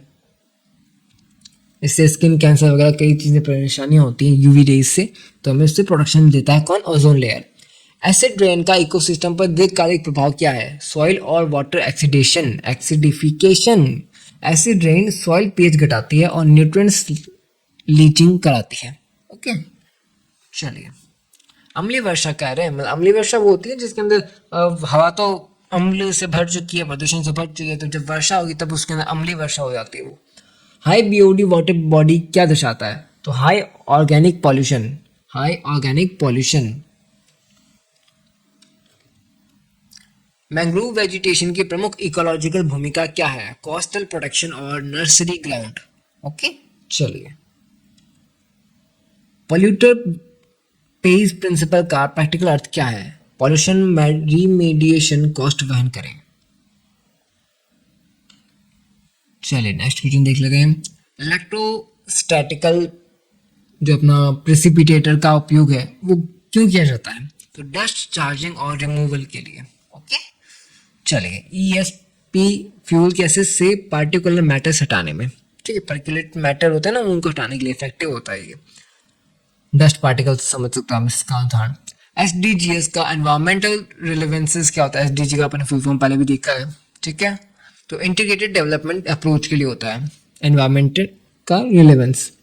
ओजोन डिप्लीशन के लिए मुख्य रूप से कौन से कंपाउंड्स जिम्मेदार हैं? सीएफसीएस। कौन से? सीएफसीएस। फॉरेस्ट कंजर्वेशन एक्ट 1980 का मूल उद्देश्य क्या है? डिफॉरेस्टेशन को नियंत्रित करना। एनवायरमेंट की अवधारणा किस बात पर आधारित है? जीव, निर्जीव और उनकी परस्पर क्रियाओं पर आधारित है। एनवायरमेंटलिज्म को सबसे सही कैसे परिभाषित किया जा सकता है? संरक्षण आधारित सामाजिक आंदोलन द्वारा। एंथ्रोपोसेंट्रिक दृष्टिकोण की मुख्य सीमा क्या है? मनुष्य को केंद्र में रखना। कंजर्वेशन एथिक का मूल विचार क्या है? विवेकपूर्ण व टिकाऊ उपयोग। स्टॉक जो हॉल कॉन्फ्रेंस है 1972 में हुई थी, इसका वैश्विक महत्व क्या था? Global environmental awareness, global environment awareness. India में भी 1970 में प्रमुख एनवायरमेंटल लेजिस्लेशंस इसी के बाद आए थे, ठीक है। चलिए फिर लेजिस्लेशंस। चिपको और अपिको आंदोलन की समान विशेषता क्या थी? तो वन कटाई के खिलाफ जन आंदोलन हुए थे। चिपको कहाँ हुआ था? उत्तराखंड में। अपिको कहाँ हुआ था? कर्नाटका में। चलिए, एजेंडा 21 किससे संबंधित है? Sustainable development and action plan से। एजेंडा 21 रियो अर्थ समिट, ठीक है, RES, रियो अर्थ समिट 1992 में अडॉप्टेड हुआ था। ओके चलिए फिर नेक्स्ट क्वेश्चन है, MC मेथा का योगदान मुख्यतः किस क्षेत्र में रहा? तो एनवायरमेंटल अपना जो ज्यूरिस्प्रूडेंस है, मतलब कि जो भारत के प्रमुख एनवायरमेंटल लॉयर हैं उनके तौर पर इनका रहा था। इन्होंने ज्यूरी और न्याय किया था पर्यावरण से संबंधित, ठीक है। चलिए फिर ग्रीन टेक्नोलॉजी का मुख्य उद्देश्य क्या है? पॉल्यूशन कम करना, सीधी सी बात है। भारतीय पारिस्थितिकी विकास में रामदेव मिश्रा का महत्व क्यों है? तो इकोलॉजी को एकेडमिक डिसिप्लिन के रूप में स्थापित करना, यानी कि प्रोफेसर रामदेव मिश्रा ने भारत में इकोलॉजी को व्यवस्थित अध्ययन का विषय बनाया। इसी कारण उन्हें फादर ऑफ इंडियन इकोलॉजी कहा जाता है। क्वेश्चन इंपॉर्टेंट है, रामदेव मिश्रा क्या है? Father of Indian ecology. चलिए फिर next question, man made ecosystem का सही उदाहरण क्या दर्शाता है? मानव नियंत्रण पर आधारित सिस्टम। बायोस्फीयर को हाईएस्ट इकोलॉजिकल यूनिट क्यों माना जाता है? सभी इकोसिस्टम्स का समुच्चय होने से। इकोसिस्टम के बायोटिक कंपोनेंट में क्या शामिल होता है? पौधे, जानवर, सूक्ष्म जीव। प्रोड्यूसर्स इकोसिस्टम में क्यों आवश्यक है? एनर्जी कैप्चर के लिए। न्यूक्लियर एनर्जी को हाई रिस्क एनर्जी रिसोर्स क्यों माना जाता है? रेडियो एक्टिव वेस्ट जनरेशन के लिए। ओजोन डे 16 सितंबर का मुख्य उद्देश्य क्या है? कौन सा डे? Ozone day. डेट कौन सी है? 16 सितंबर। तो इसका मुख्य उद्देश्य है ओजोन लेयर संरक्षण के लिए जागरूकता फैलाना। ग्रासलैंड इकोसिस्टम में नंबर पिरामिड अपराइट क्यों होता है? प्रोड्यूसर सबसे अधिक होने से। ओके। बायोमेडिकल वेस्ट का विशेष ट्रीटमेंट क्यों आवश्यक है? तो इसका आंसर है इन्फेक्शन रिस्क के कारण। ओके। स्ट्रेटोस्फेरिक ओजोन और ट्रोस्फेरिक ओजोन में मूल अंतर क्या है? जो ट्रोफॉस्फेरिक एंड स्ट्रेटोस्फेरिक ओजोन है, इनका मूल अंतर है, एक प्रोटेक्टिव है और दूसरा पॉल्यूटेंट है। ओके। चलिए, एटमॉस्फेरिक CO2 कम होने पर भी महत्वपूर्ण क्यों है? ग्रीन हाउस इफेक्ट के कारण। एल्टीट्यूड बढ़ने पर प्रेशर हमेशा क्यों घटता है? ऊपर हवा का भार कम होने से। प्रोजेक्ट क्रोकोडाइल का उद्देश्य क्या था? क्रोकोडिलियन स्पीशीज कंजर्वेशन। बायोगैस को ग्रीन फ्यूल क्यों माना जाता है? स्मोकलेस कंबशंस के कारण। ओके। प्रोजेक्ट टाइगर की सफलता का मुख्य संकेतक क्या है? Tiger population recovery. Right data book conservation planning में क्यों उपयोगी है? थ्रेट स्टेटस बताने के लिए। ओके। भारत की कोल्ड डेजर्ट में प्रमुख लिमिटिंग फैक्टर क्या है? कम तापमान और अल्प वर्षा। पर्यावरण संरक्षण अधिनियम 1986 को अम्ब्रेला लॉ क्यों कहा जाता है? यह कई पर्यावरणीय नियमों का आधार है, पूरी तरीके से प्रोटेक्शन देता है। EPA 1986 एक व्यापक कानून है जिसके अंतर्गत EIA, hazardous waste, plastic waste जैसे कई नियम बनाए गए थे। ओके। चलिए, ये भोपाल गैस त्रासदी हुई थी ना, उसके बाद लाया गया था अम्ब्रेला वाला जो नियम है, ठीक है, लेजिस्लेशन वाला। एंड अब हमने 150 क्वेश्चंस भी कंप्लीट कर लिए हैं, तो फटाफट से वीडियो को लाइक कर दीजिए, चैनल को सब्सक्राइब कर दीजिए। अभी तक आप बने हुए हो तो आपकी डेडिकेशन है कि आप अभी तक आप बने हुए, क्यों? बिकॉज क्वेश्चंस जो है थोड़े बोर कर सकते हैं, लिटरली क्वेश्चंस जो हैं थोड़े बोर कर सकते हैं, बिकॉज एनवायरनमेंट के ये वो क्वेश्चंस हैं जो जिनके अंदर फैक्ट्स की बात हो रही है, सन की बात हो रही है, तथ्यों की बात हो रही है, तर्क की बात हो रही है, तो यहाँ पे हम बोर हो जाते हैं। बट कोई ना, हमें तो पेपर क्लियर करना है ना, तो ये क्लास तो बनती है। चलिए फिर,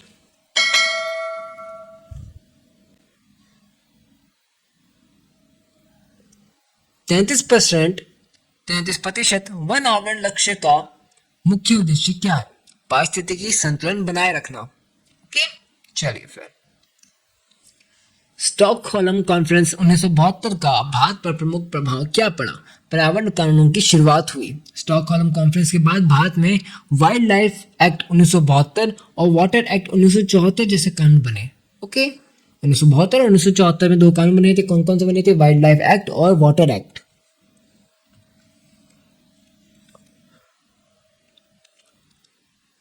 आर्टिकल 1551A जी का महत्व क्या है? तो नागरिक का मौलिक कर्तव्य, और मौलिक कर्तव्य क्या कहता है कि नागरिकों को पर्यावरण संरक्षण का दायित्व देता है। इसमें फॉरेस्ट, लेक्स, रिवर्स और वाइल्ड लाइफ का उल्लेख है। ओके, तो उन्हें उसकी रक्षा करनी है। खेजड़ली आंदोलन का पर्यावरणीय महत्व क्या था? वृक्ष संरक्षण के लिए बलिदान। ओके, अमृता देवी जी का जो बलिदान है। ओके,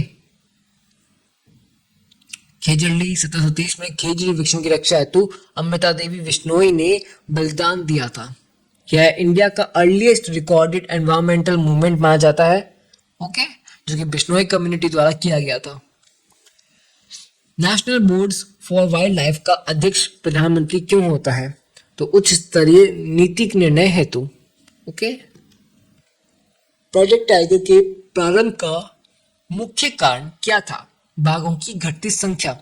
1970 में टाइगर पॉपुलेशन तेजी से घट रही थी। 1973 में प्रोजेक्ट टाइगर हैबिटेट प्रोडक्शन और एंटी पोचिंग पर केंद्रित होकर शुरू किया गया यह कार्यक्रम। ओके, बड़े इजी है यार, बट वही है कि थोड़ा बोर कर देने वाले क्वेश्चन है ना। कोई नहीं, कंप्लीट कर लेंगे। वाइल्ड लाइफ वीक का उद्देश्य क्या है? जन जागरूकता बढ़ाना। कब मनाया जाता है ये वीक, ये सप्ताह? 2 से 8 अक्टूबर। ला नीना का भारत पर सामान्य प्रभाव क्या माना जाता है? मजबूत मानसून और अधिक वर्षा। ओके, सक्सेशन में न्यूडेशन का तात्पर्य क्या है? ये नंगी सतह का बनना, यानी कि न्यूडेशन में बेयर एरिया बन जाता है, लाइक ऐसी जगह जो इतने से बंजर समझ सकते हो आप, जहां पे एक वनस्पति भी उग नहीं रही है। ओके, नेचुरल इकोसिस्टम को सेल्फ रेगुलेटिंग क्यों कहा जाता है? आंतरिक फीडबैक मैकेनिज्म के कारण।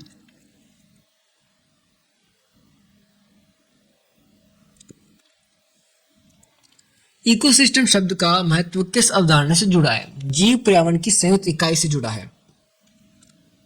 ऑक्सीजन को बायोस्फीयर का सबसे अब्यूडेंट एलिमेंट क्यों माना जाता है? वायुमंडल, जल और पर्पट्टी में व्यापक उपस्थिति के कारण। अर्थ की जो क्रस्ट है तीनों में व्यापक है। ओके, फाइन पार्टिकुलेट मैटर हटाने में ईएसपी अधिक प्रभावी क्यों होता है? क्योंकि इलेक्ट्रोस्टैटिक अट्रैक्शन के कारण। ओके, हैवी मेटल्स और डिसीजेस की पेयरिंग क्यों महत्वपूर्ण है? पॉल्यूशन इंपैक्ट समझने के लिए। नेशनल एयर क्वालिटी इंडेक्स का उद्देश्य क्या है? एयर क्वालिटी को सरल रूप में बताना। यूट्रोफिकेशन को जल प्रदूषण का गंभीर रूप क्यों माना जाता है? ऑक्सीजन डिप्लेशन करता है। रिन्यूएबल रिसोर्सेज के लिए कौन सा कथन सही है? रीजनरेशन कैपेसिटी पर निर्भर होते हैं। कुछ सच में क्लास खूब बड़ी है, 250 क्वेश्चंस लेके आया हूँ। 250 से थोड़े से ज़्यादा है, लाइक 275 क्वेश्चन है, बट ये सारे क्वेश्चंस बहुत इंपॉर्टेंट है सच में। तो आप एक बार देख लीजिए, अब आप खुद समझ सकते हैं कि कितने हार्ड क्वेश्चंस आ रहे हैं, बोर कर देने वाले क्वेश्चंस आ रहे हैं। तो पेपर में अगर ये क्वेश्चन दिख गए तो कहाँ से करोगे? तो कम से कम तैयारी तो करो। ओजोन डिप्लीटेशन के जैविक प्रभाव क्या है? स्किन कैंसर और म्यूटेशंस। इकोसिस्टम को स्मॉलेस्ट फंक्शनल यूनिट क्यों कहा जाता है? इसमें एनर्जी फ्लो व न्यूट्रिएंट साइक्लिंग दोनों होते हैं। बायोलॉजिकल डाइवर्सिटी एक्ट 2002 का कोर उद्देश्य यानी कि मुख्य उद्देश्य क्या है? एक्सेस एंड बेनिफिट शेयरिंग यानी एबीएस। ब्रैकलिश वाटर इकोसिस्टम की इकोलॉजिकल इंपॉर्टेंस क्या है? नर्सरी ग्राउंड और high biodiversity. Radio active pollutants को सबसे खतरनाक क्यों माना जाता है? लॉन्ग टर्म जेनेटिक डैमेज के कारण। रियो 2012 का मुख्य फोकस क्या था? तो सस्टेनेबल डेवलपमेंट की पुनर्प्रतिबद्धता। ओके, सतत विकास की बात हो रही थी। पर्यावरण अध्ययन का मूल दृष्टिकोण क्या है? विकास और संरक्षण में संतुलन। ईवीएस को सभी स्तरों पर पढ़ाने का मुख्य कारण क्या है? आजीवन पर्यावरणीय समझ की आवश्यकता। ईवीएस मानव और प्रकृति के बीच किस पर बल देता है? संतुलन पर बल देता है। पर्यावरण संरक्षण का सबसे प्रभावी माध्यम क्यों माना जाता है? जन जागरूकता को माना जाता है। पर्यावरण असंतुलन का सबसे प्रमुख कारण क्या है? प्रदूषण। ईवीएस का संबंध मुख्यतः किससे माना गया है? जीवन की गुणवत्ता से। पर्यावरण अध्ययन को भविष्य उन्मूलन विषय क्यों कहा जाता है? आने वाली पीढ़ियों की सुरक्षा से जुड़ा है। पर्यावरणीय समस्याएं गंभीर क्यों मानी जाती हैं? ये मानव जीवन को प्रभावित करती हैं। पर्यावरण शिक्षा का प्रत्यक्ष परिणाम क्या होता है? पर्यावरणीय जागरूकता। ईवीएस में मुख्य रूप से किसका अध्ययन किया जाता है? मानव पर्यावरण अंतःक्रियाओं का। पर्यावरण अध्ययन को जीवन रक्षा से क्यों जोड़ा गया है? संसाधनों के विवेकपूर्ण उपयोग से। प्राकृतिक संसाधन किसे कहा जाता है? प्रकृति से प्राप्त संसाधनों को कहा जाता है। जल को नवीकरणीय संसाधन क्यों माना जाता है? जल चक्र के कारण पुनः उपलब्ध हो जाता है ना, इसलिए। कोयला अनवीकरणीय संसाधन क्यों है? सीमित मात्रा में उपलब्ध होने के कारण। ओके, वनों का सबसे बड़ा पर्यावरणीय महत्व क्या है? जैव विविधता संरक्षण।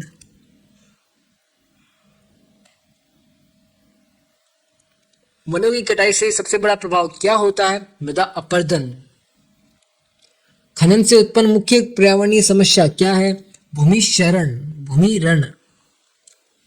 बांधों का प्रमुख लाभ क्या माना गया है? जल संग्रह है। बांधों से जुड़ी सबसे बड़ी सामाजिक समस्या क्या है? लोगों का विस्थापन। जल संसाधनों के अत्यधिक उपयोग का परिणाम क्या होता है? जल संकट। सूखा मुख्यतः किस कारण होता है? कम वर्षा के कारण। आधुनिक कृषि का प्रमुख दुष्परिणाम क्या है? मृदा प्रदूषण। ऊर्जा संकट के समाधान के रूप में क्या सबसे उपयुक्त है? नवीकरणीय ऊर्जा का उपयोग। जल भराव का प्रमुख कारण क्या माना गया है? अत्यधिक सिंचाई। संसाधनों का सतत उपयोग क्यों आवश्यक है? भविष्य की पीढ़ियों की सुरक्षा हेतु। पारिस्थितिकी पिरामिड क्या दर्शाते हैं? संख्या, जैव भार और ऊर्जा। ऊर्जा पिरामिड हमेशा सीधा क्यों होता है? ऊर्जा घटती जाती है इसलिए। चलिए फ्रेंड्स, आज हमने 200 एमसीक्यू कंप्लीट कर लिए हैं। अब बाकी के बच्चे 75 एमसीक्यू भी फटाफट से कंप्लीट कर लेते हैं। आप ऐप को डाउनलोड कर लीजिएगा, वीडियो को लाइक कर दीजिएगा, चैनल को सब्सक्राइब कर दीजिएगा और हाइप बटन को क्लिक कर दीजिएगा। चलिए फिर फटाफट से शुरू करते हैं नेक्स्ट क्वेश्चन पे। पारिस्थितिकी उत्तराधिकार का सही अर्थ क्या है? समुदायों का क्रमिक परिवर्तन। प्राथमिक उत्तराधिकार सामान्यतः कहाँ होता है? निर्जीव क्षेत्र में होता है। द्वितीयक उत्तराधिकार की मुख्य विशेषता क्या है? मिट्टी का पहले से होना। सबसे अधिक स्थिर पारिस्थितिकी तंत्र कौन सा माना गया है? वन। मरुस्थलीय पारिस्थितिकी तंत्र की मुख्य पहचान क्या है? जल की कमी। जलीय पारिस्थितिकी तंत्र का सामान्य उदाहरण कौन सा है? तालाब। खाद्य श्रृंखला का पहला पोषी स्तर कौन सा होता है? उत्पादक। प्रत्येक पोषी स्तर पर ऊर्जा का क्या होता है? घटती जाती है। घास भूमि पारिस्थितिकी तंत्र मुख्यतः किसके लिए उपयुक्त है? चरने वाले पशुओं के लिए। खाद्य जाल को खाद्य श्रृंखला से अधिक यथार्थ क्यों माना जाता है? यह अनेक खाद्य श्रृंखलाओं को जोड़ता है। जैव विविधता का मुख्य अर्थ क्या होता है? सभी जीवों की विविधता। जैव विविधता कितने स्तर में पाई जाती है? 3। आनुवंशिक विविधता किससे संबंधित होती है? एक ही प्रजाति के भीतर भिन्नता। भारत को मेगा जैव विविधता देश क्यों कहा जाता है? अत्यधिक जैव विविधता के कारण। जैव विविधता का उपयोगात्मक मूल्य किससे जुड़ा है? भोजन और औषधि से। जैव विविधता का नैतिक मूल्य क्या दर्शाता है? सभी जीवों का जीने का अधिकार। जैव विविधता हॉटस्पॉट क्या होते हैं? अत्यधिक जैव विविधता वाले क्षेत्र। जैव विविधता के लिए सबसे बड़ा खतरा क्या माना जाता है? आवास का विनाश हो जाना। इन सीटू संरक्षण का सही उदाहरण कौन सा है? वन्य जीव अभ्यारण्य। एक्स सीटू का उदाहरण कौन सा है? चिड़ियाघर। जैव विविधता संरक्षण का मुख्य उद्देश्य क्या है? सतत विकास। पर्यावरण प्रदूषण का सही अर्थ क्या है? पर्यावरण में अवांछित परिवर्तन। ध्वनि प्रदूषण को मापने की इकाई डेसिबल। समुद्री प्रदूषण से सबसे अधिक कौन सा जीव प्रभावित होता है? समुद्री मछलियां। उद्योगों से निकलने वाला गर्म जल किस प्रकार का प्रदूषण होता है? तापीय प्रदूषण। रेडियोधर्मी पदार्थ किस प्रदूषण के मुख्य कारण होते हैं? नाभिकीय प्रदूषण। ठोस अपशिष्ट प्रबंधन का आधारभूत सिद्धांत कौन सा है? 3R सिद्धांत। ओके, यानी कि reduce, reuse, recycle. Reduce, reuse, recycle, 3R। Plastic अपशिष्ट की प्रकृति कैसी होती है? जैव अविघटनीय। ई कचरा मुख्यतः किससे संबंधित होता है? इलेक्ट्रॉनिक उपकरण से। वायु प्रदूषण का सबसे प्रमुख स्वास्थ्य प्रभाव क्या है? श्वसन रोग, दमे की बीमारी। प्रदूषित जल से मुख्यतः कौन से रोग फैलते हैं? जल जनित रोग। मृदा प्रदूषण का सीधा प्रभाव किस पर पड़ता है? कृषि उत्पादन पर। अत्यधिक ध्वनि प्रदूषण का गंभीर परिणाम क्या हो सकता है? बहरापन। नाभिकीय प्रदूषण का सबसे घातक प्रभाव कौन सा है? कैंसर। शहरी क्षेत्रों में ठोस अपशिष्ट की समस्या अधिक क्यों होती है? अत्यधिक जनसंख्या घनत्व। प्रदूषण नियंत्रण में सबसे अधिक प्रभावी क्या है? कानून व जन जागरूकता। प्रदूषण को किस स्तर की समस्या माना जाता है? वैश्विक स्तर की। सतत विकास की अवधारणा किस रिपोर्ट से जुड़ी है? ब्रंटलैंड रिपोर्ट से जुड़ी है। वनों की कटाई का प्रमुख पर्यावरणीय प्रभाव क्या है? जैव विविधता हास्य। जनसंख्या विस्फोट का सीधा दबाव किस पर पड़ता है? प्राकृतिक संसाधनों पर पड़ता है। ऊर्जा संकट मुख्यतः किस कारण से उत्पन्न होता है? जीवाश्म ईंधनों की निर्भरता से। चिपको आंदोलन का मुख्य उद्देश्य क्या था? वन संरक्षण। जलवायु परिवर्तन को किस प्रकार की समस्या माना जाता है? वैश्विक। ग्रीन हाउस प्रभाव में मुख्य भूमिका किस गैस की है? कार्बन डाइऑक्साइड गैस की, CO2 की। सतत जीवन शैली का अर्थ क्या होता है? संतुलित संसाधन उपयोग। जनसंख्या घनत्व का तात्पर्य क्या है? प्रति वर्ग किलोमीटर की जनसंख्या, यानी एक फिक्स एरिया में कितनी जनसंख्या है प्रति वर्ग किलोमीटर। प्रदूषण नियंत्रण में वृक्षारोपण क्यों महत्वपूर्ण है? प्रदूषण नियंत्रण के लिए। पर्यावरणीय शिक्षा का मुख्य उद्देश्य क्या है? जन जागरूकता व व्यवहार परिवर्तन के लिए। परिवार नियोजन का मुख्य उद्देश्य क्या है? जनसंख्या नियंत्रण करना। तो चलिए हमने 250 MCQs कंप्लीट कर लिए हैं। फटाफट से एप्लीकेशन डाउनलोड कर लीजिएगा और फ्री का टेस्ट दे दीजिएगा। अब हम बात करते हैं बाकी बचे 25 MCQs और, यानी कि 275 टोटल हो जाएंगे। चलिए नेक्स्ट क्वेश्चन की ओर चलते हैं। नेक्स्ट क्वेश्चन है, जन्म दर का सही अर्थ क्या होता है? प्रति हजार जन्म, यानी कि प्रति हजार जनसंख्या पर होने वाले जन्मों की संख्या। ओके, इसी के साथ आप मृत्यु दर भी ले सकते हो, प्रति हजार जनसंख्या के अंदर मृत्यु कितनी हुई है, ठीक है, यानी कि CBR DBR की बात हो रही है, डेथ रेट और अपनी जो बर्थ रेट हो रही है उसके बारे में। ओके, जो शिशु मृत्यु दर है क्या दर्शाती है? स्वास्थ्य स्थिति दर्शाती है कि मातृ शिशु स्वास्थ्य सेवाओं का संकेत पता चलता है कि भाई टीकाकरण हुआ कि नहीं हुआ, पोषण स्तर क्या था, क्या सुविधाएं थी कि शिशु की मृत्यु हो गई। लिंग अनुपात का संबंध किससे है? पुरुष महिला अनुपात से है, ठीक है। आयु संरचना क्या बताती है? आयु वर्ग बताती है। आश्रित जनसंख्या किस पर निर्भर करती है? कार्यशील जनसंख्या पर निश्चित करती है। जनसांख्यिकीय संक्रमण सिद्धांत क्या है? जनसांख्यिकीय परिवर्तन का ये समझाता है कि भाई परिवर्तन कितने आ रहे हैं, जन्म दर, मृत्यु दर, इन सबका इसके अंदर कैलकुलेशन होता है जनसांख्यिकीय संक्रमण सिद्धांत के अंदर।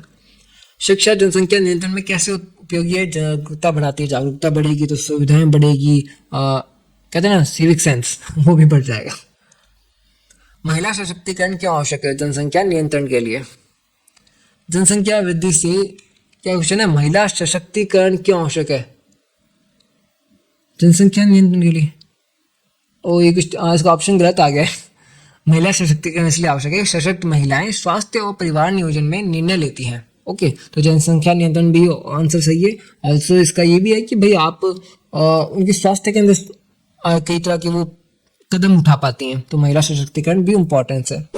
जनसंख्या वृद्धि से आवास पर क्या प्रभाव पड़ता है? तो आंसर सही था, गलत नहीं है, सही है। आवास संकट, ओके, बढ़ती जनसंख्या से आवास की मांग बढ़ती है, शहरी क्षेत्रों में झुग्गी बस्तियां जैसी समस्याएं उभरती हैं। खाद्य सुरक्षा का सीधा संबंध किससे है? तो जनसंख्या बढ़ने से खाद्य मांग बढ़ती है, तो जनसंख्या से ही इसका डायरेक्ट संबंध है खाद्य सुरक्षा का। प्रवास का सही अर्थ क्या है? स्थान परिवर्तन। ग्रामीण शहरी प्रवास से कौन सी समस्या बढ़ती है? शहरी समस्या बढ़ती है। भाई लोग गांवों से शहर में जा तो रहे हैं अपने रोजगार के लिए, बेहतर अपॉर्चुनिटीज के लिए, बट वहाँ रहने की सुविधा है, वहाँ पे वो कम सुविधाओं के अंदर जाकर के एक नया बंदा और आ गया कि भाई मेरे को भी सुविधा चाहिए, तो कम साधनों के अंदर लोग डिमांड बढ़ती जा रही है। जनसंख्या और पर्यावरण का संबंध कैसा है? परस्पर संबंध होता है। संतुलित जनसंख्या क्यों आवश्यक है? स्वस्थ पर्यावरण के लिए। जनसंख्या वृद्धि से कौन सा संसाधन सबसे अधिक प्रभावित होता है? जल।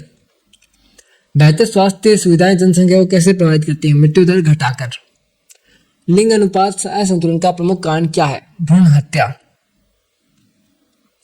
जनसंख्या वृद्धि का दीर्घकालिक प्रभाव क्या होता है? पर्यावरणीय क्षरण। जनसंख्या नियंत्रण किसके लिए आवश्यक है? सतत विकास। नवीकरणीय संसाधन का सही उदाहरण कौन सा है? सौर ऊर्जा। खनिज ईंधन किस श्रेणी में आते हैं? अनवीकरणीय श्रेणी में आते हैं। बड़े बांधों का प्रमुख नकारात्मक प्रभाव क्या है? जनजातीय लोगों का विस्थापन। बस खत्म होने वाला 275 273 तक आ गए हैं। मानव जनसंख्या और पर्यावरण का अंतिम निष्कर्ष क्या है? संतुलन आवश्यक है, ठीक है। सह अस्तित्व के लिए संतुलन जरूरी है, तभी मानव और पर्यावरण दोनों सुरक्षित रह सकते हैं। अगर आप अभी तक वीडियो में बने हुए हो तो आपकी डेडिकेशन बहुत हाई लेवल की है कि वीडियो चाहे कितने भी बोरिंग हो, क्वेश्चन चाहे कितने भी टिपिकल हो, हम क्लास को पूरा अटेंड करेंगे, यही आपकी डेडिकेशन है। Very good, I like this. चलिए नेक्स्ट क्वेश्चन अपना लास्ट क्वेश्चन है, इस महामैराथन के बाद अगला स्टेप क्या होना चाहिए? ओहो क्या खतरनाक क्वेश्चन आया। तो ऑप्शन देखते हैं, क्लास बंद करके सो जाना, ओहो। अब एग्जाम में देखा जाएगा ये बोलना, ओहो हो। फोन चलाना, बहुत तगड़ा ऑप्शन है। लास्ट ऑप्शन है मित्रादय ऐप पर फ्री टेस्ट देना, ये ऑप्शन मेरे को सही लग रहा है।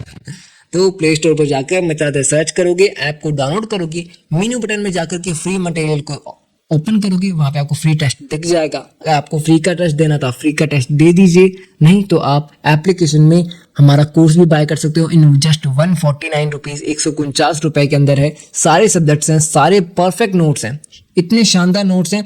आप एप्लीकेशन डाउनलोड तो कीजिए। अभी तक इतने सारे बच्चों ने पहले से ही एप्लीकेशन डाउनलोड कर लिया है, उन्होंने हम पर विश्वास दिखाया है, तो एप्लीकेशन डाउनलोड्स खूब सारी आ रही है, अमेजिंग है। उन सबको हम पे भरोसा है, उसके लिए बहुत बहुत धन्यवाद आपका। तो ऑलराइट मित्रों, आज के इस मैथ क्लास को बहुत बड़ा बना दिया हमने, क्योंकि इसमें सारे एमसीक्यूज कवर करने थे, सारे पर्सपेक्टिव्स कवर करने थे। हाँ, क्वेश्चंस बहुत हार्ड थे, इजी क्वेश्चंस मैंने नहीं लिए, क्योंकि इजी क्वेश्चंस ज़्यादातर आप आराम से कवर कर सकते हो। लाइक आपके सामने क्वेश्चन आएगा तो आप उसे आराम से पढ़ सकते हो, उसको समझ सकते हो कि भाई ये क्या लिख रहा है, आप उसको करेक्ट कर सकते हो। बट हार्ड क्वेश्चन बहुत गलत हो जाते हैं, बहुत चांसेस होता है उनकी गलत होने का। तो हार्ड क्वेश्चंस को ये सारा कवर किया गया इस क्लास के अंदर, इसलिए आपको बोर करने वाली क्लास भी लग सकती है, but I like this class, क्योंकि इस एक क्लास में हमने सारे एमसीक्यूज कवर कर लिए। और फिर भी आपको थोड़े नोट्स और जानने हैं तो आप एप्लीकेशन डाउनलोड कर लीजिए, एक फ्री का टेस्ट भी दे दीजिए, सारी समस्याएं दूर हो जाएगी।